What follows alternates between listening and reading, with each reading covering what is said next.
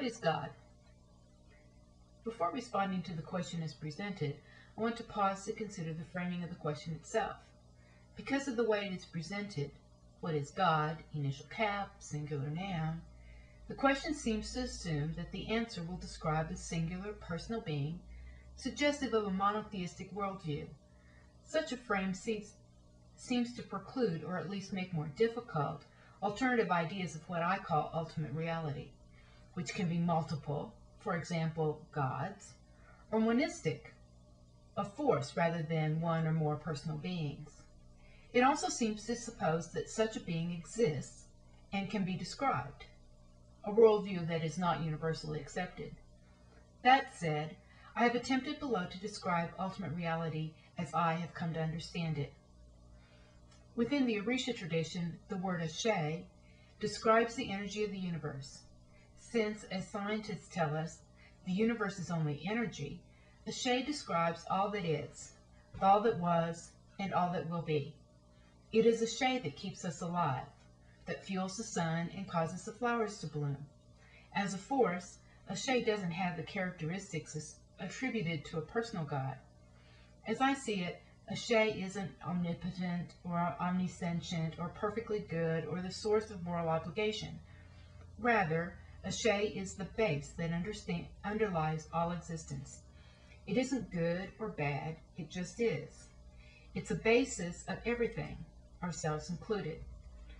We are all blessed with our own small portion of Ashe, the energy of the universe. To the extent that we share in this all that is, we participate in divinity. The personification of Ashe is called Olodumare, which is usually translated God. However, Olodumare receives very little or no ritual attention from devotees. Olodumare is far, far away and not very accessible. Some people have described this tradition as a diffuse monotheism focused on Olodumare. As I see it, this tradition is more of a monism where ultimate reality, God if you will, is this force we call Ashe. As a Unitarian, I often find it easier to talk about what I don't believe than what I do. It seems to me that as soon as you start describing God as a personal being, you are imposing limitations. If God is thought of as male, he can't have female characteristics. Often you see people who say God doesn't have gender get all crazy when you try to describe him as female. The same works with other characteristics. If God is all good, then why is there evil in the world? The problem of theodicy, another topic for another day. If God is all-knowing, then how is there free will? Many of these theological questions and problems fall away when God is no longer perceived of as a personal being with human-like characteristics. But you can't really worship or pray to a force. So Orisha religion postulates that Ashe is not universally spread throughout the universe. The Orisha, the deities, are nodes of power, clumps of Ashe that are spiritual beings.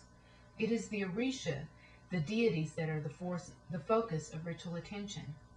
Through ritual, one can have a personal relationship with one or more of the Orisha. The Orisha are powerful beings that can manipulate Ashe, the force of the universe. Working with or for the Orisha, I can bring about healing, balance, and all the good things of life to myself, my family, my community, and the world. Of course, no one worships all of the deities. There are hundreds, maybe thousands. Instead, initiation brings one into a special relationship with one or more Orisha. I am a priest of Yamaya, who is usually described as the great mother of the Orisha pantheon. In addition, I have 11 other Orisha that I serve.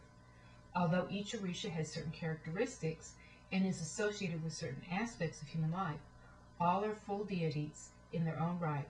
I could go on and on about the Orisha and their meaning in my life, but I'll end now and see how the discussion progresses.